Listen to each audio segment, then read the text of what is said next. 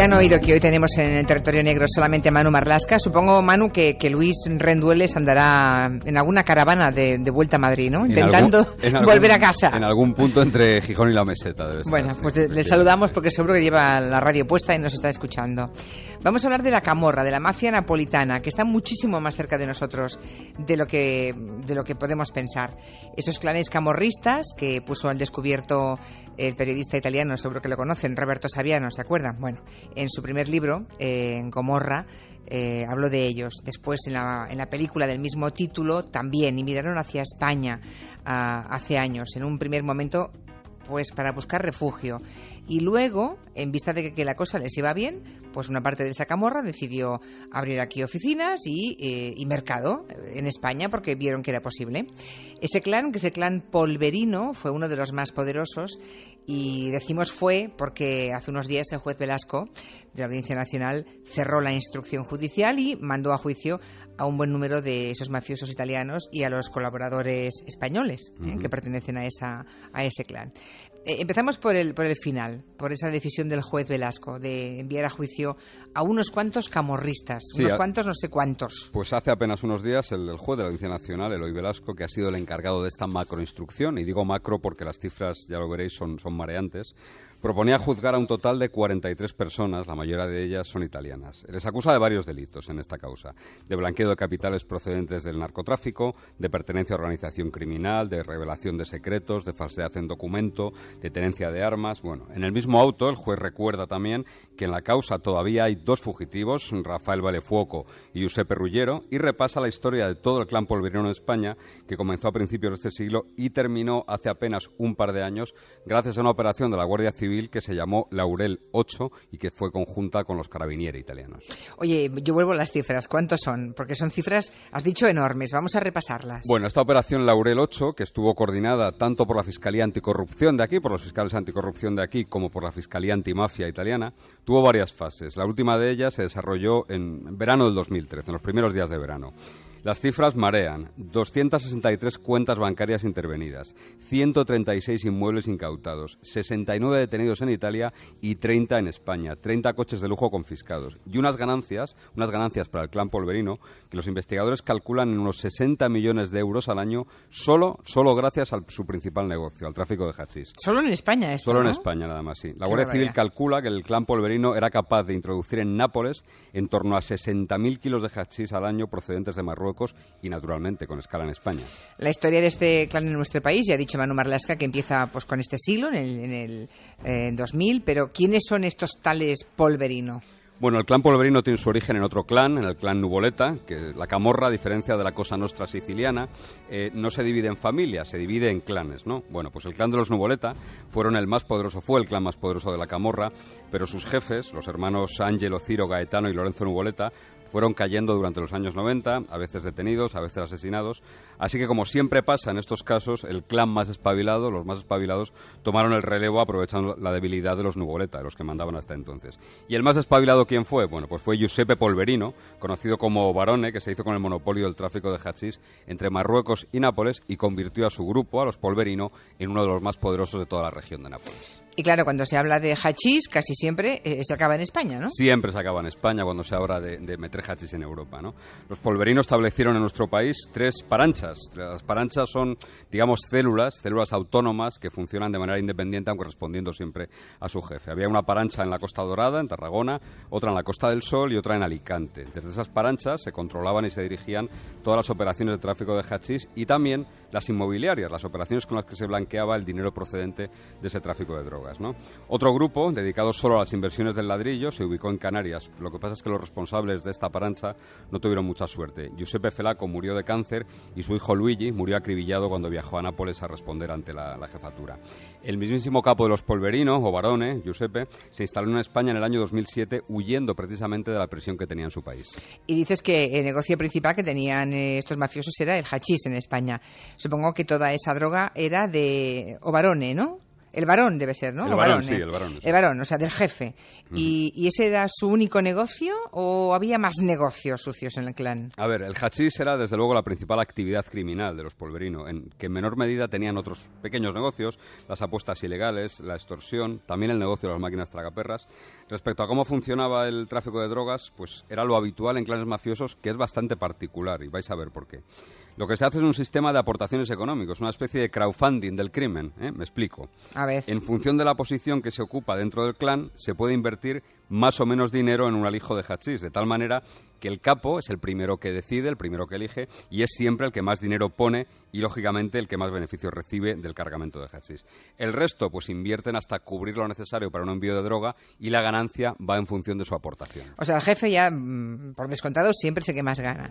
¿Y qué papel jugaba España en este tráfico de drogas? Un papel fundamental. Las operaciones siempre seguían un esquema casi idéntico. Los italianos primero se reunían con los suministradores de hachís, en Marruecos generalmente, y una vez acordada la cantidad del envío, que normalmente rondaba los 1.500 kilos, la organización marroquí se encargaba de llevar la droga hasta una guardería en España, es decir, una caleta, un almacén, pero ya la ponía en España esa droga. Una guardería, que nadie confunda, no. Guardería de droga, almacén. Una caleta, lo que se conoce como una caleta, que puede ser una nave industrial, un camión, un piso, bueno... Es que Marlaska y Rendueles, cuando se ponen a hablar en argot, es que, vamos, yo ya me he hecho un diccionario, pero aún así hay momentos que me pierdo, ¿eh? Bueno, este hachís llegaba hasta Italia normalmente a bordo de camiones TIR, esos camiones gigantescos, camuflados entre carga legal, que normalmente era frutas o verduras.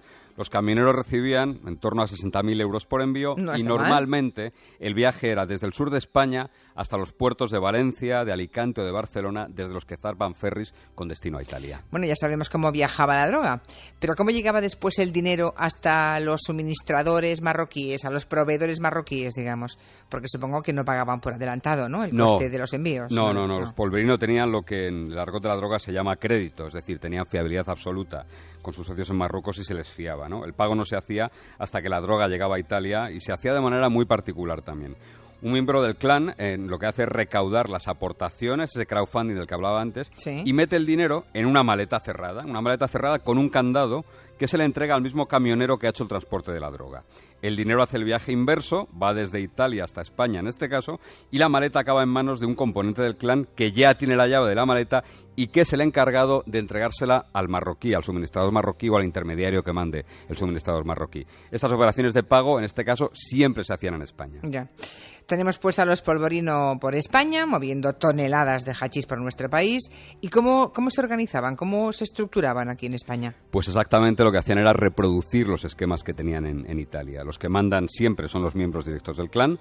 En un segundo plano están sus familiares directos, sobre todo las mujeres de los camorristas, que tienen un papel muy importante a la hora de ocultarlos, de proporcionarles vehículo, dinero, domicilios. Y en tercer lugar están los colaboradores del clan, que en la mayoría de este caso son españoles asentados en las zonas elegidas por los mafiosos para vivir, ¿no? Se encargan de alquilarles casas, de coches, incluso hacen de conductores o de guardias de seguridad. Oye, ¿y cuándo empieza su mala suerte? ¿Cuándo empieza a truncarse la suerte de los Polverino? Bueno, la Unidad Central Operativa, la UCO de la Guardia Civil, se cobra la primera pieza de caza mayor del clan en diciembre del año 2009 porque detiene a Domenico Verde, que era el máximo responsable de la Parancha, del grupo que estaba instalado en la Costa Dorada. Su lugarteniente, Francesco Marino, alias Chico, fue detenido al día siguiente en Nápoles, pero sobre todo la cosa se empieza a torcer para los Polverino cuando los Carabinieri ponen en febrero del año 2010 a la Guardia Civil sobre la pista de una misteriosa mujer, una mujer brasileña que se llamaba Kellen Barbosa da Silva. Bueno, ¿y qué hace una mujer brasileña metido en este entramado de camorristas italianos y españoles? Bueno, pues no era ni más ni menos que la pareja del capo, del jefe de Obarone, de Giuseppe Polverino. Obarone tenía esta novia brasileña. Él tenía una exmujer en Italia con la que tenía hijos y aquí en España se había echado una novia brasileña. Yeah. Los agentes de la UCO sabían que esta mujer, de menos de 30 años, les iba a llevar tarde o temprano hasta el jefe. La brasileña residía en una casa de lujo, un chalet de lujo en el Vendrell, en compañía de un niño que se llama Giuseppe Vincenzo y que resultó ser hijo del capo, de Giuseppe Polverino. O sea, ya llevan años de relación. Sí, y tenían un hijo en común. El chalet lo que hacía servía de punto de encuentro y de refugio para miembros de la banda que se desplazaban puntualmente a España, según pudo comprobar la Guardia Civil, que también constató que Kellen era, aparte de amante de madre de su hijo, era una testaferro de Obarone. Por ejemplo, en sus cuentas se encuentran ingresos en efectivo sin justificar además de ninguna manera, de más de 300.000 euros, y también detectaron que las ausencias del capo en España eran cubiertas por un joven búlgaro con el que Kellen mantenía una relación. O sea, que esta mujer joven brasileña fue el hilo del que la Guardia Civil tiró para después dar con el capo de los Polverino. Pues es una historia que se repite prácticamente en todos los casos, no solo de mafiosos italianos, sino de grandes organizaciones criminales. Tirando de la novia o de la madre de su hijo, se llega al jefe, ¿no? Polverino se refugió en España en el año 2007. Su primer destino fue Tarragona, donde incluso invirtió parte de sus ganancias construyendo 25 chalés en Alcanar. Y en una de esas casas, Sobarone se hizo construir un zulo para ocultar armas, dinero o incluso para esconderse él mismo en caso de necesitarlo. El capo era prácticamente un enfermo de la seguridad, adoptaba muchas medidas. Incluso cuando comprobó que los Carabinieri y la Guardia Civil seguían su rastro, se fue desplazando junto a sus hombres de confianza. Giuseppe Polverino vivió en Alicante, vivió en San Vicente de Raspeig, y las mensualidades de los alquileres de las casas en las que vivía siempre eran abonadas en efectivo, y si se iban antes de tiempo, imagínate, firmaban un contrato por un año, se iban a los 3 meses, pues no pasa nada, entregaban las llaves y renunciaban a cualquier devolución. ¿Y el casero encantado? Hombre, la Guardia Civil incluso intervino en una conversación en la que la responsable de una inmobiliaria dice textualmente: yo no he notado mucho la crisis porque al estar trabajando con ellos todos los meses sueltan mucha pasta. Claro. ¿Y toda esa presión de los investigadores españoles, cuándo tuvo el primer fruto?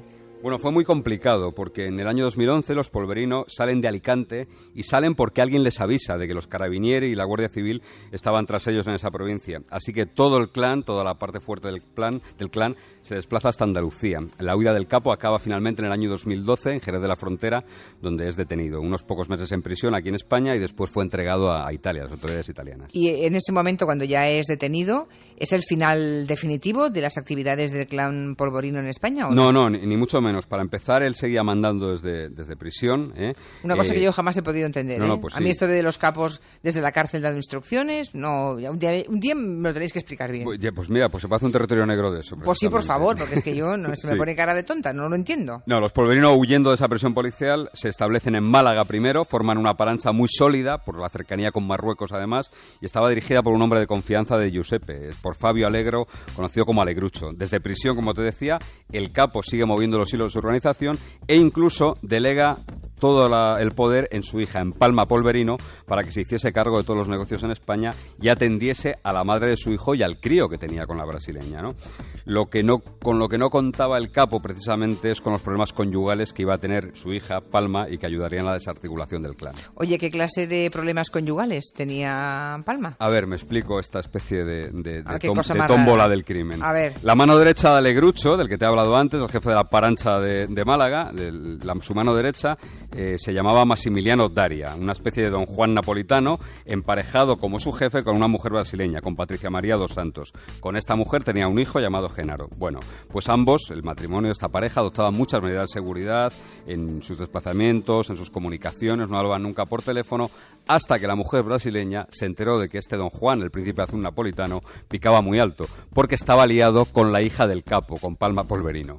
Vaya lío de faldas más peliagudo, ¿no? Y tanto, porque el problema fue la cantidad de información que Patricia tenía en su poder. Ya. Massimiliano no le puso las cosas muy fáciles a su pareja respecto a la custodia del hijo, al régimen de visitas, y ella empezó a tener miedo, a temer por su seguridad, y empezaba a hablar por teléfono sin ningún control. Le decía a todo el que le escuchaba que tenía miedo porque el padre de su hijo era un mafioso, pertenecía a un clan llamado los Polverino, y naturalmente esas conversaciones estaban siendo escuchadas por la Guardia Civil.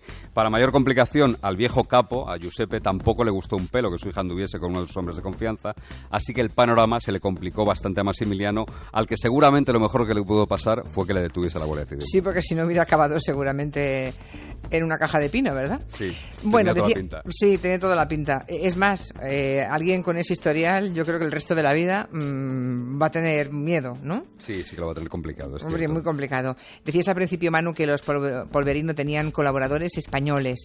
Los patrios que colaboraban con estos camorristas, ¿quiénes eran? Bueno, pues está bien repasar y ver que esta gente, cualquier organización de criminal, no es nada si no está muy bien enraizada en la sociedad en la que quiere instalarse, ¿no? Había agentes inmobiliarios que miraban hacia otro lado cuando les pagaban astronómicas cantidades de dinero en efectivo, un año por adelantado, por ejemplo. Eso dices había, o sea, sí, a día de hoy sí. Ya no debe haber agentes inmobiliarios, bueno, que cuando les pagan en negro, ¿verdad? Digo en este clan, había ya. abogados que ayudaban a limar esas disputas conyugales. Tampoco habrá abogados. Pero también creaban estructuras empresariales fiscales y financieras para ocultar el origen del dinero, e incluso tenían a sueldo a un empleado de banca que lo que hacía era muy sencillo: avisaba a los mafiosos cuando la Guardia Civil o los jueces hacían un requerimiento de información.